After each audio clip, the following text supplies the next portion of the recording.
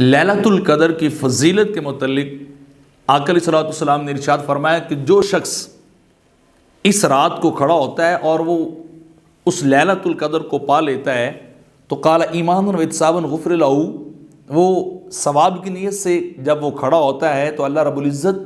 اس کے پچھلے جتنے بھی گناہ ہوتے ہیں وہ اللہ رب العزت سارے بخش دیتا ہے۔ اس طرح ایک اور حدیث پاک کے اندر آقا علیہ الصلوۃ والسلام نے ارشاد فرمایا کہ حضرت ابو ہریرہ روایت کرتے ہیں کہ تمہارے پاس ایک رمضان کا مہینہ آیا ہے، اللہ تعالیٰ نے تم پر اس مہینے کے روزے فرض کیے ہیں، اور یہ وہ مہینہ جس میں جنت کے دروازوں کو کھول دیا جاتا ہے اور جہنم کے دروازوں کو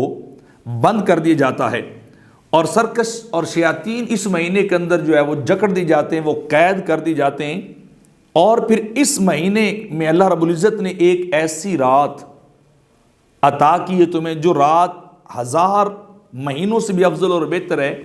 اور جو شخص اس رات کی برکات اور خیرات سے محروم کر دیا گیا، ایسا شخص یقیناً ہر خیر اور ہر برکت سے محروم کر دیا گیا۔ یعنی لیلۃ القدر کو انسان کبھی بھی سو کر نہ گزارے اور اس کی برکات سے انسان کبھی بھی وہ محروم نہ رہے۔ اس طرح انس بن مالک رضی اللہ تعالی عنہ بھی روایت کرتے ہیں آقا علیہ الصلوۃ والسلام نے ارشاد فرمایا کہ جب رمضان کا مہینہ تم پر آیا ہے تو یہ ایسا مہینہ ہے جس کی ایک رات کو اللہ نے 1000 مہینوں سے بھی افضل بنایا تمہارے لیے، اور اس رات کی برکات اور خیرات سے جو شخص محروم کر دی جاتا ہے کسی بھی وجہ سے،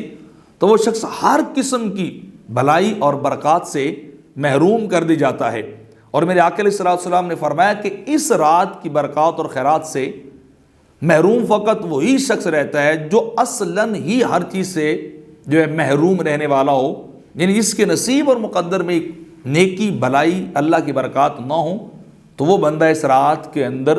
ہر طرح کی برکات سے محروم ہوتا ہے، اور پھر دوسری برکات سے بھی وہ شخص اس رات کے اندر آ کے محروم ہو جاتا ہے اور باقی برکات سے وہ فارغ ہو جاتا ہے۔ اسی طرح حضرت مالک رضی اللہ تعالیٰ عنہ فرماتے ہیں کہ آقا علیہ الصلوۃ والسلام نے فرمایا کہ مجھے سابقہ امتوں کی طویل عمریں دکھائی گئیں، اور ان کے مقابلے مجھے میری امت کی عمروں کو جب دکھایا گیا تو ان کے معاملے میں اور ان کے مقابلے میں نے اپنی امت کی عمروں کو کم پایا۔ تو میرے آقا فرماتے ہیں تو میرے دل کے اندر خیال آیا کہ میری امت کی عمریں تو تھوڑی ہیں، تو وہ اگلی امتوں کی طرح زیادہ اعمال اور زیادہ نیکیاں نہیں کر سکیں گے، تو میری امت تو محروم رہ جائے گی یا میری امت کے اعمال کم ہوں گے۔ تو جب آپ کے دل کے اندر یہ خیال آیا تو اس وقت اللہ رب العزت نے آپ کو شب قدر عطا فرمائی، اور وہ شب قدر ایک رات ایسی ہے جو 1000 مہینوں سے بڑھ کر ہے۔ تو یعنی ایک رات کو 1000 مہینوں سے زیادہ بہتر جو ہے بنایا گیا ہے۔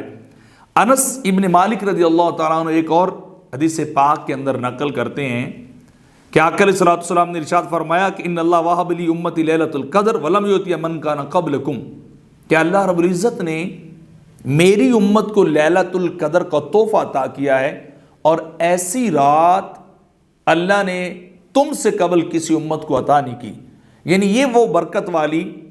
اور رحمتوں بھری رات ہے، خیرات بھری رات ہے جو فقط اور فقط امت مسلمہ کو عطا کی گئی، کسی اور امت کو عطا نہیں کی گئی۔ تو یہ کلمات بتاتے ہیں کہ اس رات کی فضیلت جو ہے کتنی۔ اس طرح انس بن مالک رضی اللہ تعالیٰ روایت کرتے ہیں کہ آقا علیہ الصلوۃ والسلام نے ارشاد فرمایا کہ جب شب قدر ہوتی ہے تو جبریل امین جو فرشتوں کی جماعت کے ساتھ اترتے ہیں اور ہر بیٹھ کر اور کھڑے ہو کر اللہ کا ذکر کرنے والے شخص پر سلام بھیجتے ہیں، ان پہ سلامتی نازل کرتے ہیں، اور پھر جب عید کا دن آتا ہے، عید الفطر کا، تو اللہ رب العزت فرشتوں ان بندوں کے معاملے میں فرشتوں پر فخر کرتا ہے کہ دیکھو میرے بندوں نے کتنے اچھے اوقات اور دن رات گزارے ہیں، اور پھر ان فرشتوں سے اللہ رب العزت پوچھتا ہے بتاؤ اس مزدور کی اجرت اور مزدوری کیا ہونی چاہیے جس نے اپنا کام پورا کر دیا ہو؟ تو فرشتے جواباً عرض کرتے ہیں کہ یا اللہ ایسے شخص کو اس کا پورا پورا اجر ملنا چاہیے جس نے پوری محنت اور نیت کے ساتھ مزدوری اور اپنا کام کیا ہو۔ تو اللہ تعالیٰ فرماتا ہے کہ پھر اے فرشتوں،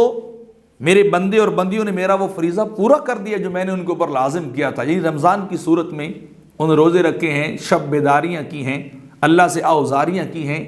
اللہ کی بارگاہ میں التجائیں کی ہیں، اپنے گناہوں کی معافی مانگی ہے، اپنے لیے بہتری کو مانگا ہے، اور پھر اللہ رب العزت فرماتا ہے وہ بندے میری بارگاہ میں آ کے کیا کرتے ہیں؟ دست سوال دراز کرتے ہیں، دعا مانگتے ہیں، نکل پڑتے ہیں اور مجھ سے طلب کرتے ہیں۔ تو فرمایا، اللہ فرماتا ہے کہ مجھے میری عزت، اپنے جلال، اپنے کرم، اپنی بلندی اور رفعت کی قسم، میں ان بندوں کی دعاؤں کو ضرور قبول کروں گا جو عید الفطر والے دن مجھ سے مانگنے آئے ہیں مہینہ رمضان کا گزار کر۔